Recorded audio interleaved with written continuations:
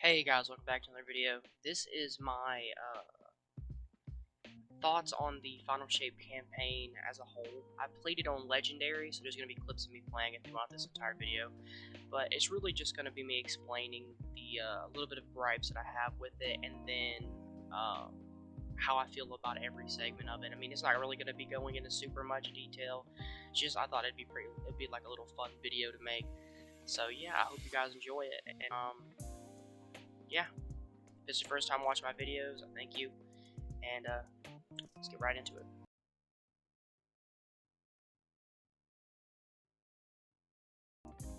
Now, I just want to go ahead and start off by saying I actually played this on day one, or at least tried to. And what I mean by tried is there was a lot of issues. Now, a buddy of mine actually got up or woke up like right before when the DLC was supposed to launch that day so that he could get in and start messing with it before I could get on.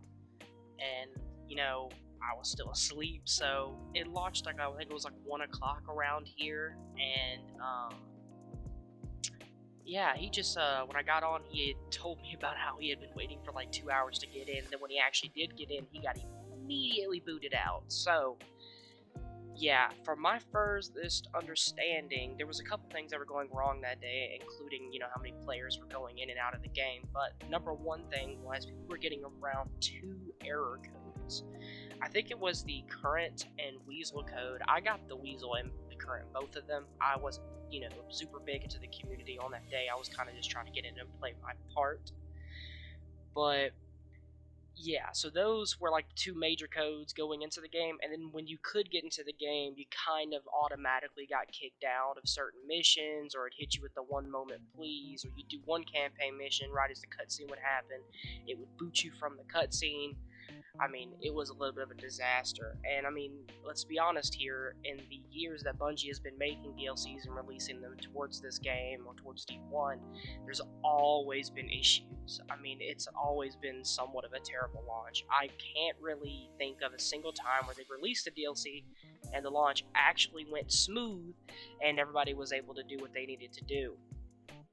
But even with that being said, they did fix a lot of issues, and believe it or not, the same day that it came out on day 1, later that day they had fixed the login issue with the throttling system. They were throttling people in and out, but the servers themselves were still buggy, so some missions were still a little bit lagged, and some objectives weren't popping up and stuff like that.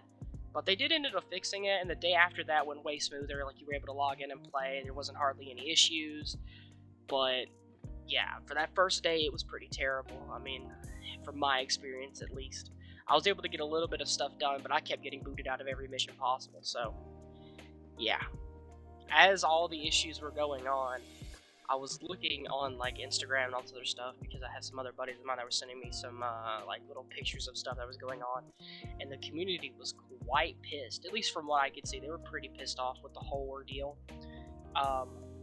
I was kind of just waiting patiently. I'm not gonna lie, I was kind of a little bit annoyed as well, but I completely understood the whole first day thing. I mean, there's no way any game's gonna come out on the first day completely ready to go. But they took the game down for like 25 hours to do server maintenance, and yet the servers were not maintenance. Or I don't know what they did in order to get that ready for, you know, launch day, but launch day was horrible. I don't know exactly what, you know, you guys are doing over at Bungie in terms of that launch day, but Jesus Christ. But like I said, I mean, it is what it is. So we got in, we were able to play. The day after that was pretty good, but for the first like 8 to 10 to 12 hours of the launch, it was pretty bad. So yeah. Alright, so next we're going to talk about the enemies. They added quite a few into this DLC, each one with different powers and different various, you know, annoyances. But to get started, Bungie, I don't know what the fuck you guys were thinking when you made this fucking thing, but you see this thing right here? That thing? Fuck that thing. These little flying rat bastards are like the worst thing ever created. I cannot tell you the amount of times I've died to these little flying fuckboys, but Jesus Christ, these things are annoying. They can give you tinnitus. So it's a debuff that it makes your screen all a little bit fuzzy. Your character can't run around. You kind of like slow walk and jeez. And then they have auto locking, are auto-targeting with the fucking rounds they shoot, so they follow you. I mean, and then they spawn in mass, so like 1 or 2 of them's not that big a deal, but when you get like 8 or 9 of these things, it's fucking ridiculous. It's like trying to fight, an army of fucking, I don't even know, but Jesus, because it's got me speechless now just even thinking about this. Because during this campaign, these things were such a nuisance to me. I mean, I cannot tell you the amount of times that I have died to these fucking things. So with that out of the way, we got a couple of more enemies. So as the list goes, these are the new enemy types that were added in this DLC. And by the way, the race is called the Dread. It's like the Prisoners of the Witness or whatever. I'm not 100% sure on that one. But we got the Subjugator, the Weaver, the Attendant, the Husk, the Grim, that flying fuckboy I showed earlier. Yeah, fuck that thing. And the Omen. From what I understand, the Subjugator is pretty much the big bad. Also, I also forgot the Tormentor. The Tormentor's been in the game for a long time, but it's part of the race as well. So, I mean, by now, everyone knows what a Tormentor is. But the Subjugator is supposed to be like the big bad boss, I assume, of the two, other than the Tormentor. And the Omen is like the weaker version of that. I mean, it has all the same powers, but it has less health and it does a tad bit more, or a tad bit less damage. The Weaver and the Attendant are the same enemy, just different elements. So one is Stasis, one is Strand, with the Weaver being the Strand and the Attendant being Stasis. So you can only imagine, you know, threads and freezing every 2 seconds. And yeah. There's not really any pros or cons to any of them. They're kind of all just equally as annoying. I mean, I can think of various situations where all of them are annoying in their own right, and they're really annoying, and I've said annoying like 6 times, but I gotta stress to you how annoying this new enemy race is. Like, the Taken and the Vex used to be like my all-time most annoying things to ever face in anything, but these things take the cake. They are quite a force to be reckoned with, and they are sometimes very difficult to deal with if you don't have the right setup. So, in general, the new race, if I was to say yay or nay, I'd say it's a yay. I mean, even with everything going on and, you know, how much, you know, I've complained about it, I still like them in short. So yeah, it's not like I hate them. But, I mean, I think their most endearing trait, I wouldn't even say really endearing, but I'd say the trait that really makes them stand out is their difficulty. I mean, for the long time, I think the challenging aspect of Destiny 2 has been kind of lacking, and I think that's like the overall consensus of like everybody who plays the game. But these new enemy types make the game like way harder than what it used to be, especially when you played on Legend, which is what I did the whole campaign through. But I really like the challenge of the new enemies. I like their design and I like what they can do. I just find them annoying. And, you know, hey, so I'd say it's a yay on them. I think it's a really good addition to the game and in a whole. And, yeah. Alright, real quick, I just want to kind of throw the new subclass in here real quick. So for every class with the new DLC, we got a new subclass called Prismatic. And everyone got pretty much a new super. I play the Titan mainly. That's just what I've been playing for years. And our new super is called, I think it's Twilight Arsenal. You can leap up in the air, you can stay on the ground, but basically it's a Void super where you can throw 3 massive axes at the enemy. The first axe hits, does explosive damage, and then it kind of weakens the target, puts the weaken debuff on it, so then every axe after that also does the explosion. The uniqueness about this, though, is after you hit your target with the axes stay on the ground. So you can actually pick them up and use them as a secondary or a second attack. You can throw them, or you can melee with them. You get a certain amount of ammo with them, like any other like super weapon that drops kind of like a Scorch Cannon, or those little like Vex heads you can shoot the laser out of. You know, stuff like that. But now, I don't necessarily have footage of me actually getting these aspects and everything like that, but how you actually get the super is, I think you get it after doing the first mission, or it's the second mission of the campaign. You actually get the new subclass with the, no, you don't get the new super. You get the new subclass, but you have to level it up throughout the campaign to get the super. So throughout the campaign, they spawn prismatic chests that you can open up to get, you know, various aspects and fragments along with the new supers, because you're able to have 6 different types of supers. That you can choose from, one of every single element that we have in the game currently. but a lot of them are locked behind the campaign at first, and then when you finish the campaign, there's a good deal of them that are located around the Pale Heart. You have to do special little challenges to unlock the chests, and then there's a couple that are, you know, hidden in a couple of the story missions, and then some of them you have to collect some little collectibles, and then use then they transform into a key, and then you use them to open up the chest. So, you know, it's a little bit of a tedious task to find all those fragments and everything, but, you know, once you get all of them, it's kind of rewarding. The fragments themselves are a little interesting, and, you know, in their own right, just simply how they're explained and how they work together. Even I am still somewhat struggling on how to figure out how to do a build with it. You know, I'll probably just end up looking something up, or I'll keep tweaking with it until I find something I actually like using. But, you know, there's not really anything wrong with it other than, you know, having to run around and collect all the different fragments, because you get all of the grenades and melees and aspects through the story missions, and then a couple missions after during the campaign. But, no, all the fragments you have to run around and find, pretty much. So, I mean, that's really my only gripe with it. Other than that, the new Titan Super is amazing. It does a lot. It's, you know, shitload of damage. I enjoy using it. I mean, I use other stuff with Prismatic, but that's like my main thing. I really like using that. So, Prismatic class, 10 out of 10. Alright, with that out of the way, we now get to the meat and potatoes of this video. This is going to be the campaign part of it. The campaign difficulty. So you can choose to do normal or legendary at the start of the campaign. If you do the normal campaign, you're just going to work through it like normal, and then when you finish it, you pretty much finish it. You'll just level up as you go by. The legendary campaign, if you do that one, you get a pair of 1960 gear as soon as you get out of the campaign. As soon as you finish it, the last mission, you get 1960 automatically, with a chance to get one of the new exotics that comes with the DLC. I think it's 2 for every class. I know for the Titans, it was a chest plate and a arms or gauntlets that have, you know, different stuff.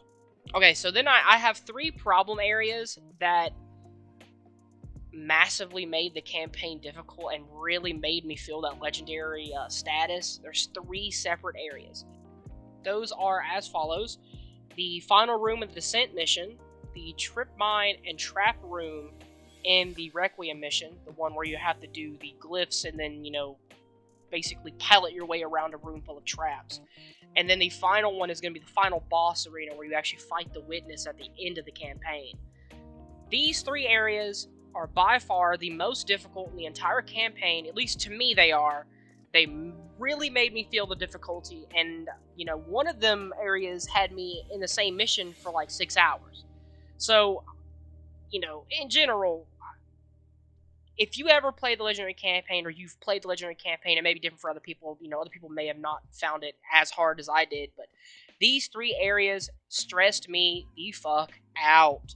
I cannot explain to you how hard they were, and I'll have some footage in the background of me doing each one of them, so that you can just see a brief little inclination on exactly what the fuck I had to go through in, you know, each one of these areas. But they were not fun whatsoever, with at times making me really want to pull my hair out and just quit. But I couldn't just quit. I also did the campaign with friends and stuff. I probably should have said that early on in the video, but I did it with 1 or 2 people. Some missions I did with 2 people, or it was all 3 of us, and some of us was only 2 of us. But there's a modifier on every one of the Legendary Campaign missions where the more people you have in your fire team makes it more difficult. Which, I mean, that's fine, you know, it is what it is, but I wanted to experience it playing with friends. But Jesus. There was times during this campaign where I really wanted to give up and just say I'll come back to it later, or I'll come back to it tomorrow, or whatever else, but I just kept pushing through, man. I mean, I just kept pushing through, and I got it done in like 10 or so hours. I mean, it took me a good hot minute, but Jesus, just me thinking about it right now is bringing up all the pain and all the suffering I had to endure when I was doing it. Especially that final Witness boss fight. That shit was aggravating. Jesus. But just real quick, I'm going to go into a bit more explanation on exactly why it was so difficult. So we're going to start off with the Requiem mission. When you get like halfway through it or so, you're going to get to this room where there's going to be like kind of an open area where there's going to be like dark ether, like, and kind of like a pool in the middle. So when you do this mission, you have to kill a bunch of ads at first, and then when you run over to this door, there's going to be the same glyph warding that you did earlier on in the campaign. Well, they have the glyphs split up in two different areas. So one's on the left side all the way in the back, and the one's on the right side all the way in the back. Well, the main issue that we had with this mission was the enemies, they spawn in great numbers, so they're a little pain in the ass to begin with. But after you kill one side of the enemies and then kill that shank to get that glyph, you have to go to the other side. But as soon as you kill it, it spawns trip mines and static field grenades everywhere. So then you have to slowly, meticulously shoot all the mines and get rid of the static field grenades. You get to the other side and do the whole same thing again. And then it happens again, and they spawn mines and stuff all the way on the side. And you have to fight through ads to get back to the middle. But as soon as you get to the middle, when you get all that done, a tormentor spawns with a crap load of, I think it's attendants and weavers. I mean, I could be wrong about that one. I mean, it's been a little bit of time since I've done the mission. But then you have to fight through all of that. And the tormentor was quite difficult in itself. Not because, he does a lot of damage, just because he has a lot of health. I mean, we were hitting him, but man, at some points it was made a little difficult. The next room is going to be the descent mission. So it's going to be the final room in the descent mission when you actually get through the whole mission to get to Zavala. There's one room where you're going to come across a banner, and then when you get over there, there's going to be a big boss in the middle, and you have to split up and kill subjugators on two sides, and one of the subjugators is Strand, and one of them are Stasis. This mission was way more difficult than the room before this one. I mean, this one almost made me cry. So, jeez, it was hard. You had to fight through loads of enemies and then kill the subjugator to then get back to the middle and then use the shield, or the Aegis shield, to then knock a shield down, do damage to him. While at the same time, you have to dodge this massive lightning AoE attack that he does. And in a normal mode, it's not, it's nothing. But in the legendary campaign, this thing one-shots you. It kills you incredibly fast. So you have to dodge that, while then dodging the enemies that he spawns to then do damage to him. And when you do that a couple times, you get him all the way down. And, what I'm explaining doesn't sound that hard, but, I challenge you to go do that part of the mission. It may be easier for you, but for us, it was pretty difficult. I think we got stuck on that part for about an hour or so. I think it was like an hour, 2 hours. I mean, it was pretty difficult. The last one that I have to explain is going to be the final boss arena. The entire mission up to this point was kind of a pain in the ass. But this room in itself is the epitome of hatred for me. This room pissed me off to no avail. I was so aggravated doing this fucking part of the mission. In fact, this is the fight that I was telling you about earlier that took me 6 hours to fucking complete. So just a brief rundown on exactly how it works. You drop down in the arena, the witness spawns. So the witness has one main attack that he can do, well really two. I mean, I guess you could count the other one as a second one, but he has one main attack where he fires these massive, I call them glass shards at you, and if they touch you, you pretty much die. Now, if you have a high resilience stat, and you kind of, a little bit of a beefy, I've got a beefy build where you can take a lot of damage, then him hitting you with his first initial wave of that glass isn't going to do nothing. But if you get hit with the second one, you're just over. It's over. Later on in that fight, he has this wiping mechanic where if you don't have a specific buff, he can just kill you instantly. It's a really big pain. But after you get past that, he spawns. Your main focus of this mission is actually to kill the subjugators that spawn. The subjugators are the bosses you have to kill to then do damage to him. So the first one is going to be a stasis subjugator, and this dude does a shitload of damage. Not only that, but he has this ice move where he can send out crystals in every direction, and if you slightly even get close or touch them, he freezes you, and then he shatters them, and you die.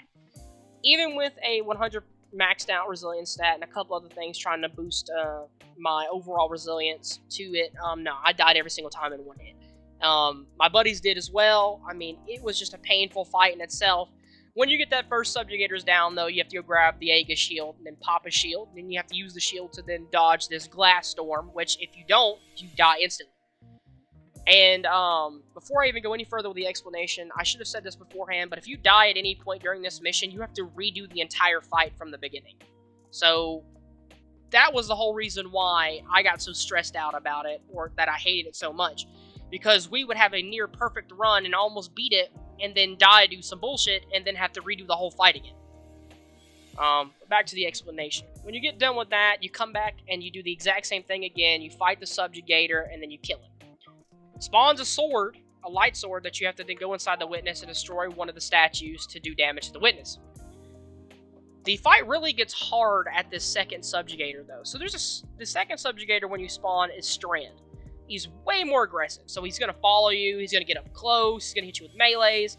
He also spawns these attendants and weavers, and they also are way more aggressive than the one before that one.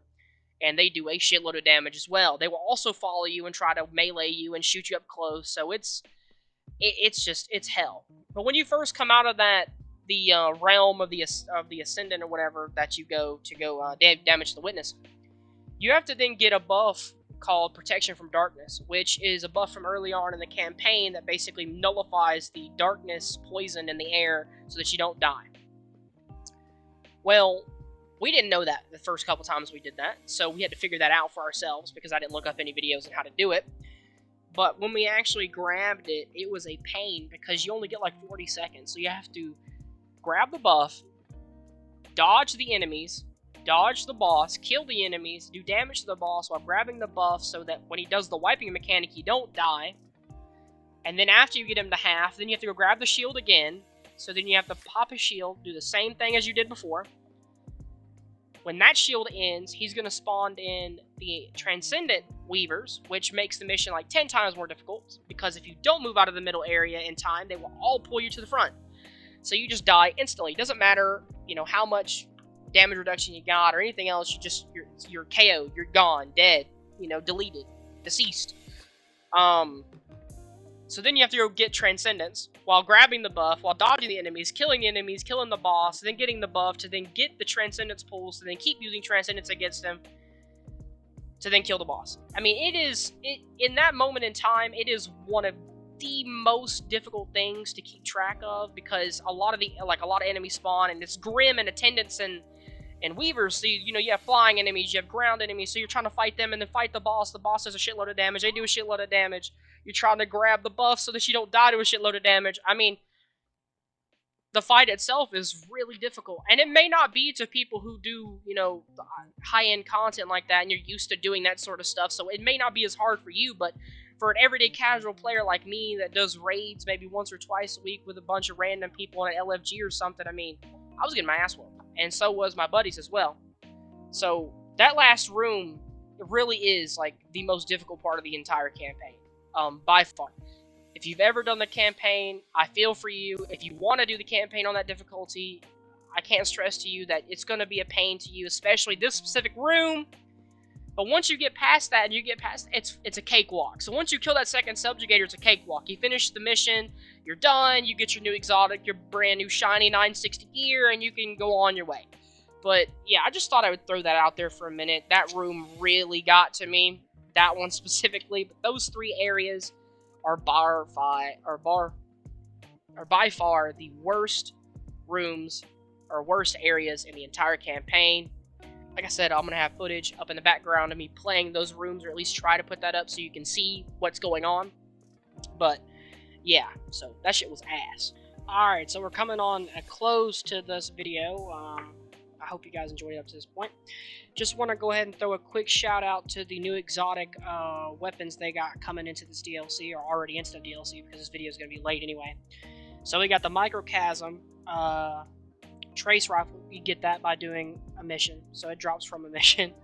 The Steel Hunt also drops from a series of missions after the campaign is finished. Same thing with the Ergo Sum. I hope I'm saying this right, the Euphony is a new raid weapon, so you get that from doing the new Salvation's Edge raid. There's also the Red Death that you get from the Battle Pass, and then you get the Kvostov from doing a series of little quest steps. There's not an actual official quest for it. It's kind of just, you have to look up a guide on how to do it. You just do some stuff around the Pale Heart, and you eventually obtain it. There is also the class item. It's the new exotic class item added in with this new DLC. It's only obtainable through the Pale Heart, which is a very rare chance, and by doing the mission that you get, which you have to unlock by doing a little certain set of things in the Pale Heart to even activate that specific quest, but that's the only way to get that. So that's just a brief little rundown on how to get those and what we got. It's just real quick. The Microchasm is Trace, Steel Hunt's a Sniper, Red Death is a Pulse, Kvostov's an Auto, the Urgo is a Sword, Euphony, I forgot, and the class item is a class item. Also want to take a quick second to talk about the new patrol space. So with the new patrol space we got in this DLC, it's called the Pale Heart. I actually like it. I like the way it's designed. I like the way it looks. It looks very beautiful. It looks really well designed. The new public events are pretty cool too. There's a lot of different ones you can do, and they're all unique. They all are completely different from one another. I like the new system on how to get the boss to spawn and everything like that. I like how there's 3 different areas, so they got 3 different bosses. You can get different bosses in rotation for every area. The events are always different, and the loot's pretty good on them too. I wish that they would up the chance of getting red borders though, because I've done quite a bit. I've actually already reset my ghost rank for the season already at least once, and I barely got any red borders. I understand the drop rate's low, but come on, Bungie. And yeah, so right now, as I can see, the new Pale Heart weapons, the good and the bad. Personally, the new hand cannon is really good, especially if you can get it with Dragonfly. I mean, it's a ad wiping monster. There's also the grenade launcher for the season, and I'm trying to think of what that other weapon was that they added in that was pretty good. Don't quite remember what it is. Let's see, it's the hand cannon. Oh, and the new exotic, or not exotic, but the new legendary missile pistol, the Call. It's pretty fucking good too. If you get both of the patterns for them, it propels it even further, making them even better. But that's what I would suggest that you try to get or try to go for. I'm not an expert. I just play the game casually. Just thought I would throw that out there. Well, guys, this is actually the end of the video, so I hope that you watched it all the way through, and I hope that you enjoyed it. This is the first time making this type of video. Thought it'd be a little fun thing to do. So yeah, I hope you guys enjoyed it. Thank you for staying to the end if you did. Like, comment, subscribe, and I'll see you on the next one. Have a great day, guys.